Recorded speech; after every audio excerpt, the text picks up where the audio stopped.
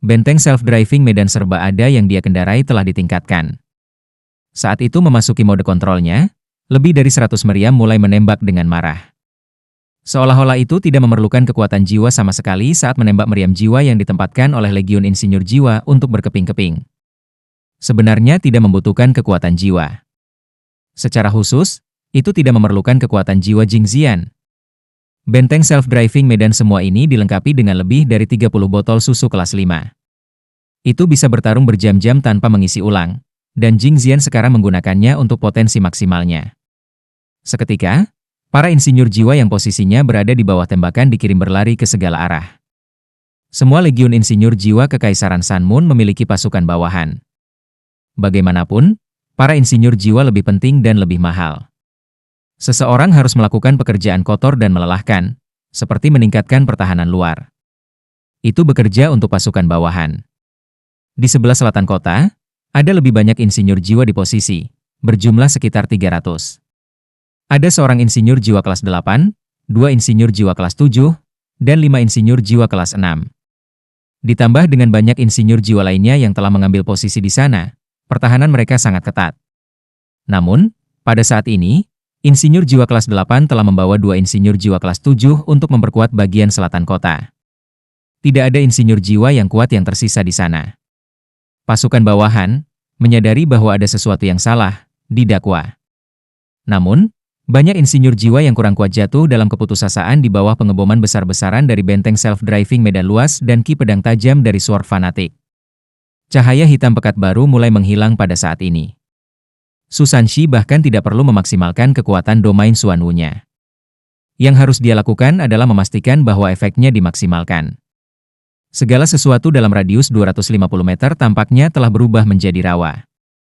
Semua orang, baik insinyur jiwa dan tentara bawahan, yang bergegas ke daerah ini segera merasa seolah-olah mereka telah menyelam ke dalam genangan lumpur yang dalam. Tidak mungkin mereka bahkan bisa melihat lokasi Sword Fanatic dan benteng self-driving medan luas. Ini adalah kekuatan Akademi Tang Sekte dan Shrek. Sementara para insinyur jiwa terus-menerus mengancam posisi para penguasa jiwa yang benar-benar kuat sangat mengintimidasi. Bahkan Su Tianran, yang memiliki pendapat tinggi tentang dirinya sendiri, tidak punya pilihan selain berkolaborasi dengan Gereja Roh Kudus karena ketakutannya akan penguasa jiwa yang kuat.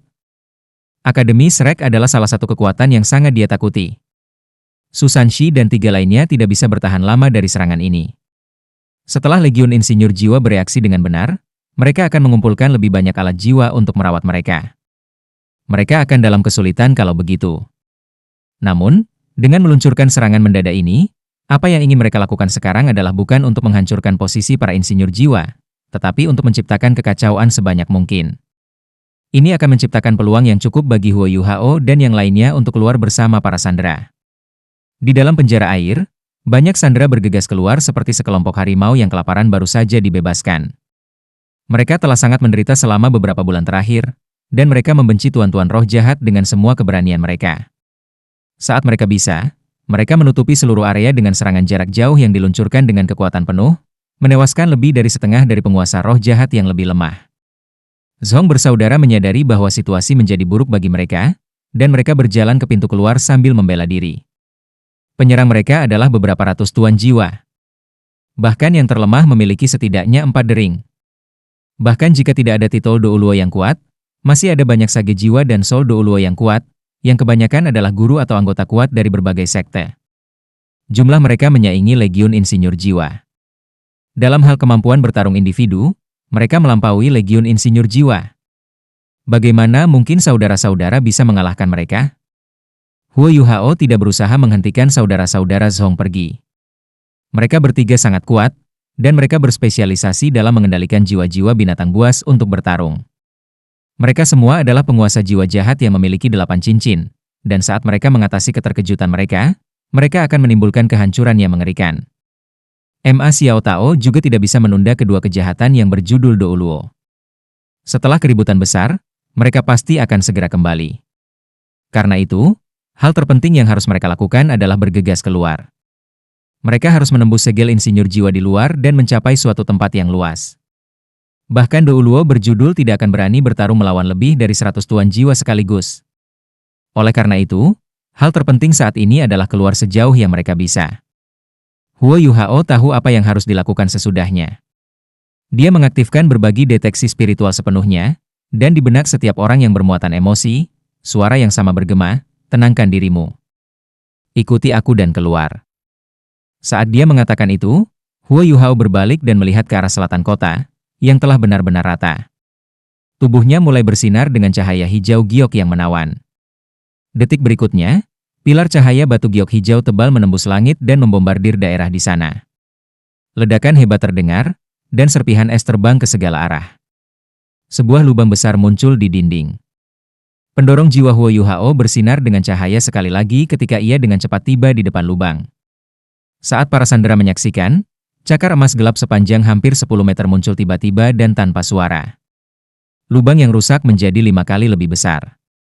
Seseorang, baik anggota yang kuat dari sekte acak atau guru, megap-megap dan berkata, "The Dark Golden Terror Claw? Pergi sekarang." Huo Yuhao berteriak. Kali ini, suaranya dipenuhi gelombang spiritual. Sementara banyak dari kekuatan jiwa sandera ini telah pulih, dan mereka juga telah direndam dalam obat yang menyegarkan, mereka juga telah dipenjara di penjara air selama beberapa bulan. Kekuatan mereka jauh dari optimal. Karena itu, mereka tidak bisa menunggu sampai tubuh mereka menunjukkan tanda-tanda kelelahan. Tidak ada penundaan dalam pelarian mereka. Adapun Zhong bersaudara, Huo Yuhao percaya bahwa mereka tidak akan berani masuk kembali untuk saat ini. Ada beberapa ratus tuan jiwa di sini. Tidak peduli siapa yang menjaga mereka, pasti respons pertama mereka saat ini adalah mendapatkan bantuan. Huo Yuhao, yang berada di depan, bergegas keluar terlebih dahulu. Parit di luar sekarang penuh dengan ledakan. Saat ini, air dari parit mengalir keluar. Pendorong jiwa Huo Yuhao ditembakkan untuk memastikan bahwa ia bisa tetap tergantung di udara. Ketika tangannya menyentuh air, seseorang dapat dengan jelas melihat bahwa mereka diselimuti kristal es seperti berlian. Ini adalah pincer Ice Empress-nya. Gas dingin mulai menyebar dan berubah menjadi 2 sinar cahaya hijau zamrud. Pertama, mereka menabrak air bergelombang, yang melambat, dan kemudian berhenti. Kemudian, di bawah hawa dingin Ultimate Ice-nya, Huo Yuhao membekukan parit padat. Saat dia menarik tangannya terpisah, dia melemparkan pandangannya ke kejauhan. Insinyur jiwa telah dilemparkan ke dalam kekacauan total. Pada saat ini, sebuah tim yang terdiri dari sekitar 50 insinyur jiwa bergegas menuju mereka. Ketika mereka melihat Huo Yuhao, bola cahaya merah menyilaukan terbang ke arahnya seperti bintang jatuh di langit malam. Senyum merayap di wajah Huo Yuhao. Dia sudah mengharapkan ini. 50 insinyur jiwa yang ditempatkan di luar gerbang selatan terperangkap di antara batu dan tempat yang keras. Mereka telah menyadari bahwa ada sesuatu yang tidak beres pada sayap mereka, tetapi mereka tidak punya pilihan selain mendorong maju. Saat dia menyaksikan bom yang meledak tinggi melesat ke arahnya, Huo Yuhao tidak mencoba menghindar. Lapisan cahaya keemasan bersinar dari tubuhnya dan matanya berubah sepenuhnya keemasan. Di matanya, dia sedang menganalisis jalur bom eksplosif tinggi ini. Dengan kekuatan spiritualnya yang menakutkan, kemampuannya untuk menganalisis objek tunggal apapun terasa menakutkan. Dia mengangkat tangan kanannya, dan kristal es seperti berlian bersinar cerah di tangannya. Kemudian, dia mengulurkan tangan untuk mengambil bom peledak tinggi yang masuk. Puff! Adegan aneh muncul. Saat tangan kanan Huo Yuhao meraih bom yang memiliki ledakan tinggi, ledakan yang diharapkan oleh para insinyur jiwa tidak terjadi. Sebagai gantinya, lampu merah yang mengelilingi bom berkekuatan tinggi memudar. Namun dampaknya membuat Huo Yuhao sedikit goyah di udara. Setelah itu, bom dengan daya ledak tinggi hancur total di tangan Huo Yuhao. Kekuatan bom dengan daya ledak tinggi berasal dari kompresi kuat kekuatan jiwa tipe api. Dengan susunan formasi alat jiwa kelas 6, kekuatan jiwanya semakin tidak stabil sebelum ditembakkan. Begitu mencapai targetnya atau menemui perlawanan apapun, itu akan mengganggu dan menyebabkan ledakan besar. Apa yang Huo Yuhao lakukan adalah menggunakan kekuatan spiritualnya untuk menemukan lokasi inti yang tidak stabil dan kemudian, dengan Ultimate Ice-nya, bekukan. Meskipun kedengarannya sederhana, sangat sulit untuk menemukan inti yang sangat tidak stabil dari bom berkekuatan tinggi yang kuat dalam waktu yang singkat. Namun, ia melakukannya dengan hampir sempurna. Giliranku. Huo Yuhao bergumam pada dirinya sendiri. Kemudian, udara di sekitarnya mulai berputar dan berputar saat dia mengaktifkan interferensi spiritualnya. Di mata 50 insinyur jiwa yang menghadapnya, orang yang melayang di udara menghilang. Tembok kota yang awalnya dihancurkan mendapatkan kembali keadaan aslinya, seperti parit. Seolah tidak ada yang terjadi, dan semuanya hanyalah mimpi. Ini, untuk 50 insinyur jiwa, yang semuanya dipersenjatai sampai ke gigi dan menggunakan alat jiwa favorit mereka, adegan ini membuat mereka terdiam. Mereka tidak ragu untuk menyerang musuh mereka, tetapi saat ini, tembok kota dan parit di depan mereka benar-benar utuh. Di mana target mereka? Bagaimana mereka bisa menembak tanpa target? Tidak, ini ilusi. Aku memesan, Komandan Legion Insinyur Jiwa adalah insinyur jiwa kelas 8. Dia telah melihat banyak hal dalam hidupnya, dan setelah jeda sesaat, dia menyadari bahwa ada sesuatu yang salah. Namun, dia tidak berhasil mengeluarkan perintahnya. Pusaran air emas aneh tiba-tiba muncul di atas kepalanya. Dia merasa semua yang ada di depannya kabur, dan menelan kata-katanya dengan paksa. Pikirannya tersebar. Ini adalah keterampilan jiwa keempat Huo Yuhao, kebingungan spiritual. Sementara Huo Yuhao berada di peringkat 60, ia hanya memiliki 5 cincin jiwa. Namun, dengan kekuatan menakutkan dari kekuatan rohaninya, sementara ia tidak memiliki kemampuan bertarung dari seorang guru jiwa berantai 6, ia tidak perlu melestarikan kekuatan jiwa seperti para guru jiwa lainnya karena ia menggunakan banyak keterampilan jiwa dari mata rohnya. Dia menggunakan kekuatan spiritualnya untuk menggantikan fungsi kekuatan jiwanya. Dari ketika ia pertama kali memasuki penjara air sampai sekarang, ia telah menggunakan keterampilan jiwanya satu demi satu tanpa henti, namun tetap dalam kondisi prima. 1 lawan 50? Huo Yuhao tidak sebodoh itu atau sekuat itu. Lawannya termasuk insinyur jiwa kelas 7 dan kelas 8. Saat ini, perannya bukanlah salah satu dari master jiwa tipe penyerangan, tetapi sebagai salah satu dari master jiwa tipe kontrol. Tujuannya adalah untuk mengendalikan seluruh medan perang. Setelah jeda sesaat, puluhan sosok bergegas keluar dari ilusi dari sungai, yang masih tampak utuh. Keuntungan terbesar dari deteksi spiritual Huo Yuhao sepenuhnya dicontohkan pada saat ini. Setelah dia keluar dari penjara air, dia menggunakan deteksi spiritualnya untuk secara akurat menentukan jarak 50 insinyur jiwa dari bagian selatan kota. Mereka berada kurang dari 100 meter dari sungai. Jarak ini, bagi para insinyur jiwa, sama sekali tidak aman. Setelah puluhan guru jiwa bergegas dari dasar sungai yang membeku di sungai, mereka akan berada kurang dari 100 meter dari para insinyur jiwa yang bingung. Di bawah deteksi spiritual Huo Yuhao, para sandera dibagi menjadi 3 kekuatan. Di antara mereka, mereka yang memiliki 6 cincin dan di atas dibagi menjadi 2 kelompok.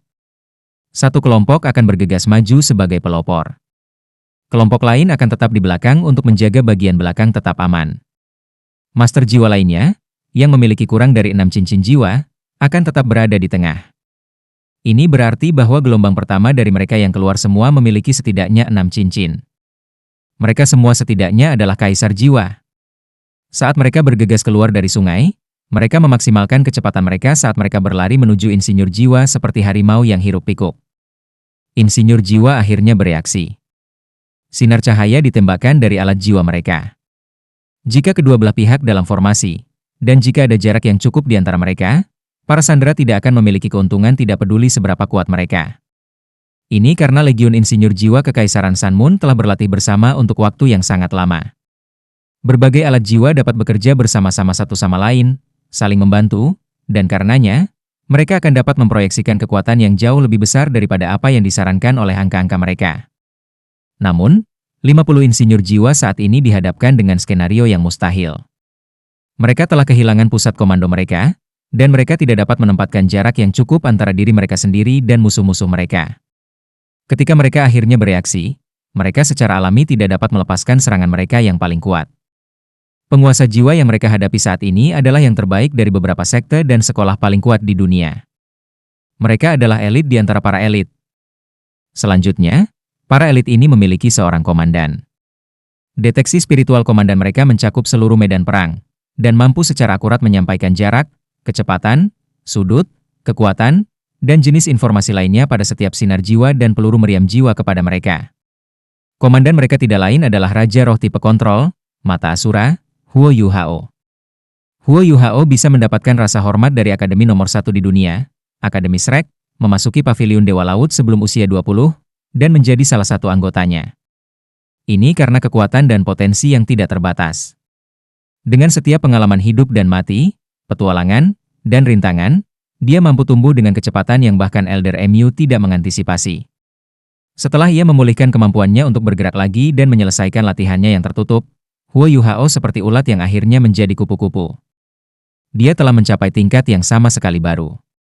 Di antara 7 monster Shrek, dia menduduki peringkat pertama dalam hal kekuatan. Kekuatan keseluruhannya melebihi dari Sage Jiwa. Deteksi spiritual, berbagi spiritual. Di mata para insinyur jiwa dan guru jiwa yang sedang bertarung, ini adalah keterampilan yang saleh. 4 Soul Douluo berdering 8, 12 Sage Jiwa berantai 7, dan sekitar 20 kaisar jiwa menyerbu sebelum para sandera. Mereka adalah elit dari para elit. Di bawah instruksi deteksi spiritual Huo Yuhao, ditambah dengan semangat juang yang bangkit tanpa henti di hati mereka, bagaimana mereka bisa menunjukkan belas kasihan kepada musuh mereka? Ketika Komandan Legiun Insinyur Jiwa, Insinyur Jiwa kelas 8, akhirnya tersentak dari kebingungan yang telah diinduksi Huo Yuhao dalam dirinya dengan kebingungan spiritualnya. Ia melihat lusinan penguasa jiwa yang geram yang hanya selebar rambut jauhnya. Para master jiwa mampu bergegas ke Insinyur Jiwa tanpa menimbulkan korban. Orang bisa membayangkan apa yang terjadi selanjutnya. Huo Yuhao tidak berpartisipasi secara pribadi dalam pertarungan. Dia terbang di atas kepala Insinyur Jiwa dan melepaskan interferensi spiritualnya sepenuhnya, menyelimuti medan perang sepenuhnya. Di dekat inti tempat sebagian besar pertempuran terjadi, tidak ada suara selain yang bisa menyebar ke dunia luar. Sejak interferensi spiritual Huo Yuhao mencapai tahap domainnya, ini adalah pertama kalinya dia menggunakannya di area yang sangat luas. Ketika 50 insinyur jiwa dihancurkan, semua sandera bergegas keluar dari penjara air. Pada saat ini, di langit di atas Sunrise City, orang bisa melihat kembang api berwarna-warni meledak. Ini mungkin sinyal kesusahan yang telah dirilis ketiga bersaudara Zhong. Huo Yuhao bahkan tidak melihatnya. Saat ini, ia berpacu dengan waktu. Ketiga Zhong bersaudara itu tidak menakutkan. Bahkan 2 iblis berjudul Douluo tidak menakutkan. Yang menakutkan adalah jumlah besar pasukan yang bisa datang dari Radiant City. Begitu mereka tiba, mereka akan berada dalam masalah serius. Setelah semua, 5 legiun insinyur jiwa paling kuat dari Kekaisaran Sun Moon semua dilengkapi dengan alat jiwa tipe terbang. Jika mereka menggunakan alat jiwa tipe terbang mereka akan dapat mencapai kota Sunrise dari Radiant City dengan cepat. Biaya. Tanpa memberi sandera waktu istirahat, Huo Yuhao segera memberi perintah untuk menuntut. Su Sanshi dan yang lainnya masih bertahan, tetapi berapa lama lagi mereka bisa bertahan? Mereka hanya bisa melarikan diri jika mereka menerobos posisi yang diambil oleh para insinyur jiwa di selatan kota. Rasa kebebasan adalah motivasi besar bagi para sandera ini. Setiap orang dari mereka berada dalam keadaan yang hampir hiruk-pikuk saat mereka menyerbu ke selatan. Pada saat ini, ledakan gemuruh terdengar. Ini membuat Huo Yuhao, yang berada di udara, menoleh. Wajahnya berubah gelap. Bagaimana ini bisa terjadi? Bagaimana bisa begitu cepat? Dari mana ledakan guntur itu berasal? Itu berasal dari tembok utara kota Sunrise City, yang merupakan satu-satunya bagian yang belum terkena. Namun, Huo Yuhao telah menginstruksikan Jing Xian untuk menanam sejumlah besar bom jiwa di sana. Orang yang bisa meledakkan bom ini adalah Hichaito. Sebelum Hichaito pergi, dia telah memasang alat pengintai udara di sana untuk memantau situasi.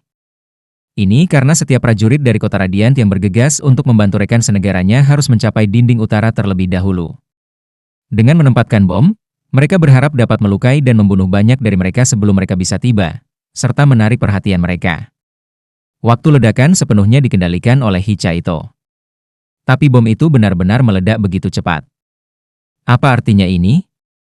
Ini berarti bahwa para prajurit dari Radiant City sudah ada di sini. Hanya beberapa menit telah berlalu sejak dimulainya misi. Menurut perhitungan Huo Yuhao, para prajurit dari Radiant City, setelah menyadari bahwa ada sesuatu yang salah, akan membutuhkan setidaknya 1 jam untuk mengorganisir diri, berangkat, dan tiba. Ini akan lebih dari cukup waktu baginya dan para sandera untuk dievakuasi. Namun, kedatangan tentara dari Radiant City jauh lebih cepat dari yang dia duga. Ini benar-benar membalikkan situasi.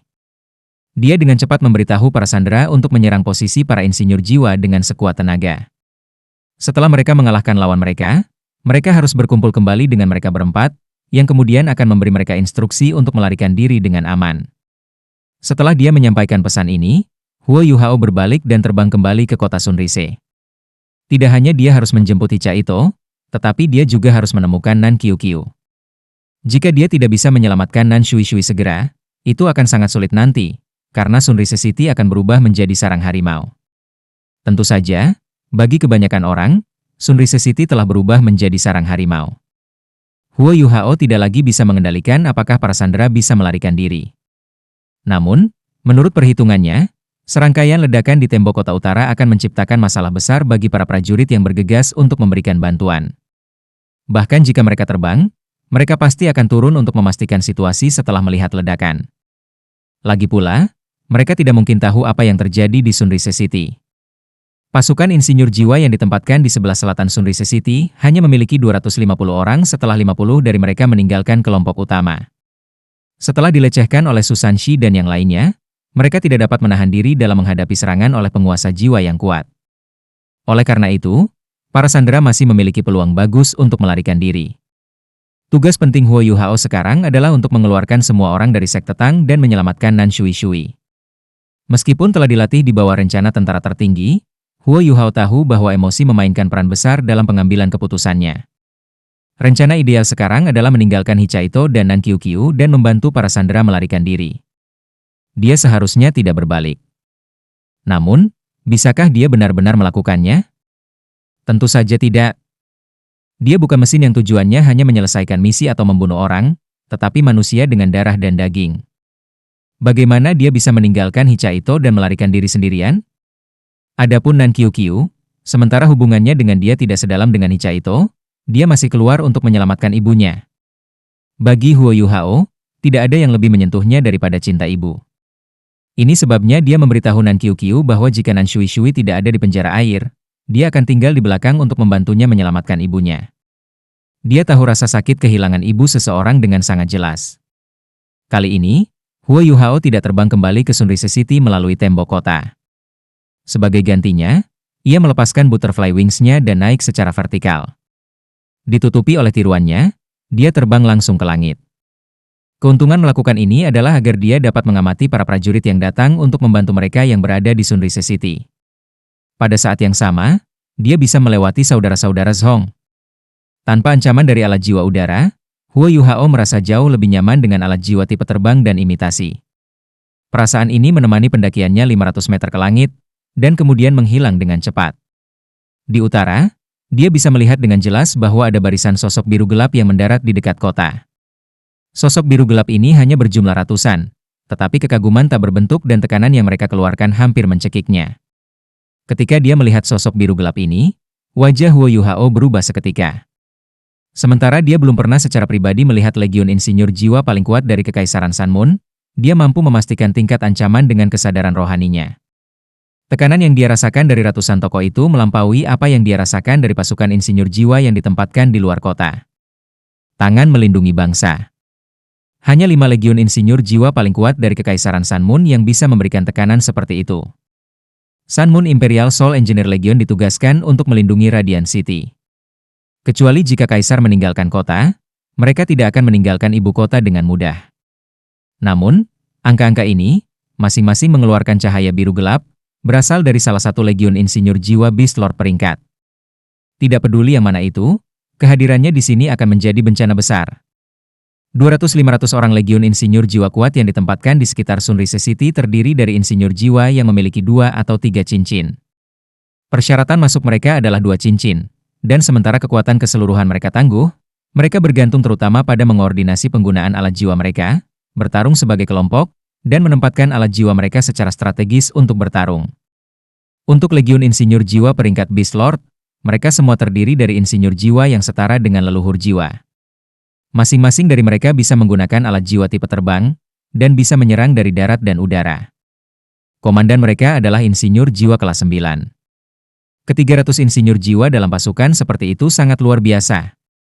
Kekuatan ledakan dan kemampuan bertarung dari legiun insinyur jiwa Beast Lord peringkat lebih besar daripada legiun kavaleri lapis baja lebih dari 10.000 orang. Kemampuan bertarung langsung mereka menakutkan. Ditambah dengan kemampuan terbang mereka, seberapa jauh para sandera bisa lari jika mereka mulai mengejar mereka? Mengapa mereka begitu cepat? Bagaimana ini bisa terjadi? Tepat saat dia mulai berdamai dengan keterkejutannya, Huo Yuhao tiba-tiba merasakan sinyal dari Hicha Ito. Hicha Ito tidak lagi memiliki akses ke deteksi spiritualnya, tetapi dia tetap berhubungan dengannya melalui metode yang digunakan oleh insinyur jiwa. Dengan penghasil frekuensi tenaga jiwa yang sederhana yang telah dia install sebelumnya, Huo Yuhao dapat menemukannya dengan akurat ketika dia menggunakannya. Dia turun dengan diam-diam, dan bisa menemukan Hicha Ito tidak jauh dari gerbang kota. Wajah Hicha Ito suram ketika dia berkata, "Yuhao, bagaimana? Apakah kita berhasil mengeluarkannya?" Huo Yuhao mengangguk dan berkata, "Ya, benar. Mereka semua bergegas sesuai dengan rencana awal kami. Namun, mereka masih membutuhkan waktu." Hicha Ito berkata dengan sungguh-sungguh, "Radiant City telah mengirim cadangan. Alat jiwa pengintai udara aku langsung hancur." Huo Yuhao mengangguk dan berkata, "Aku melihat itu. Aku ingin tahu berapa lama ledakan di tembok kota utara bisa menahannya." Kakak senior kedua, pergi. Bertemu dengan orang lain. Aku pergi mencari Qiu-Qiu. Kamu harus melarikan diri secepat mungkin.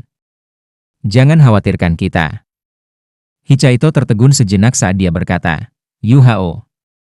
Huo Yuhao mengangkat tangannya dan tidak membiarkannya melanjutkan. Dia tersenyum cerah dan berkata, "Kakak senior kedua, percayalah padaku." Hicha Ito menarik napas. Dia tahu bahwa pada saat ini, waktu adalah yang paling penting. Dia mengangguk dengan penuh semangat dan berkata, "Hati-hati. Jika kamu menghadapi rintangan yang luar biasa, jangan memaksanya. Aku akan bergerak dulu." Dengan itu, cahaya di belakang punggungnya menyala, dan cahaya gelap menyala. Setelah cahaya dari alat jiwa tipe terbang benar-benar terlindungi, dia menembak ke langit dan menghilang.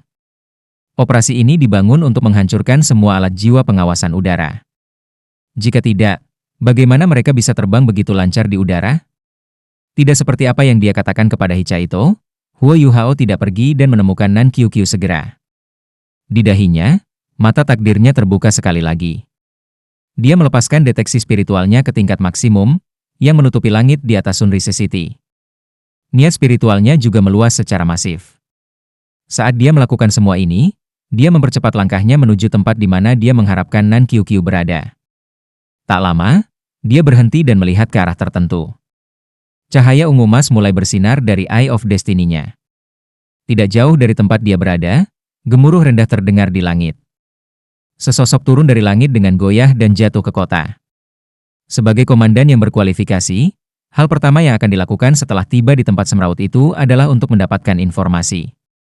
Meskipun keributan di bagian utara kota lebih besar, tidak mungkin tidak ada yang akan dikerahkan untuk menyelidiki bagian lain kota.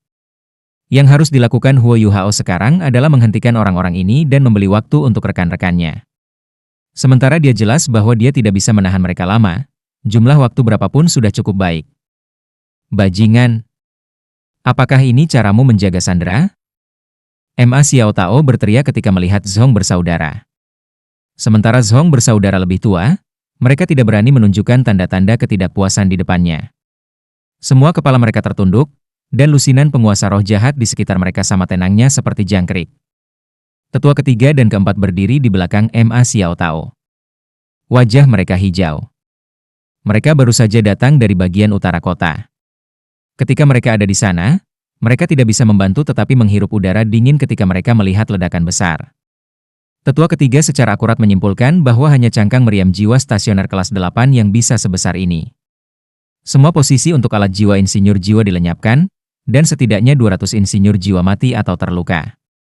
Hanya beberapa yang lebih kuat yang bisa melarikan diri setelah mendeteksi serangan yang masuk. Tembok kota timur dan tembok kota barat juga telah hancur. Pada saat ini, Ma Xiao Tao memerintahkan semua orang untuk menyelidiki secara mendalam. Mereka harus menemukan musuh, tetapi tetua ketiga dan tetua keempat sama-sama sangat berpengalaman berkat usia mereka.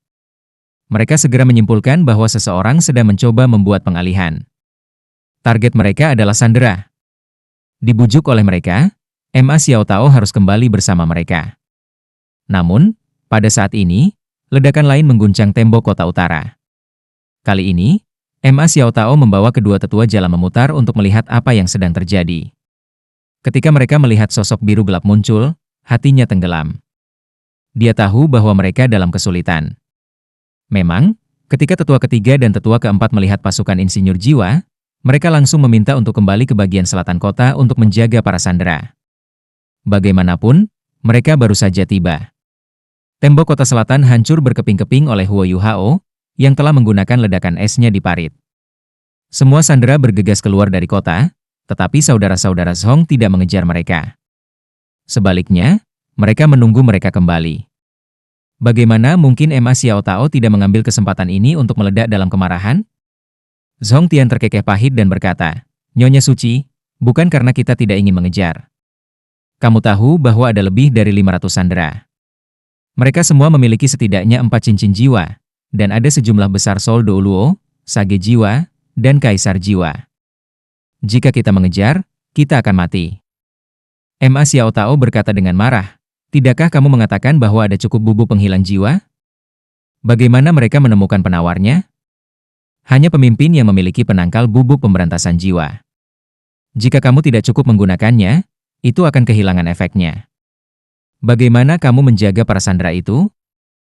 Zhong Tian berkata seolah-olah dia telah dianiaya. "Nyonya Suci, kamu tidak dapat menyalahkan aku. Mengapa kamu tidak bertanya kepada mereka yang ada di bawah aku? Kami pastinya menggunakan cukup soul era di chatting powder. Sebelumnya, kaki para sandera lembut seperti jeli." Ma Xiao Tao berkata dengan dingin, "Pergi ambil air dari penjara air dan nilai jumlah bubuk penghapus jiwa di dalamnya. Apakah kamu berpikir bahwa aku telah melakukan kesalahan terhadap kamu?" "Tunggu sebentar, Nyonya Suci," kata tetua ketiga dengan sungguh-sungguh. "Sekarang bukan waktunya untuk mencari tahu siapa yang bertanggung jawab. Yang paling penting saat ini adalah menangkap kembali semua sandera. Kita harus segera bergerak. Meskipun ada banyak orang kuat di antara para sandera, tubuh mereka seharusnya memburuk dari tinggal di penjara air. Sekarang adalah waktu terbaik untuk mengejar mereka.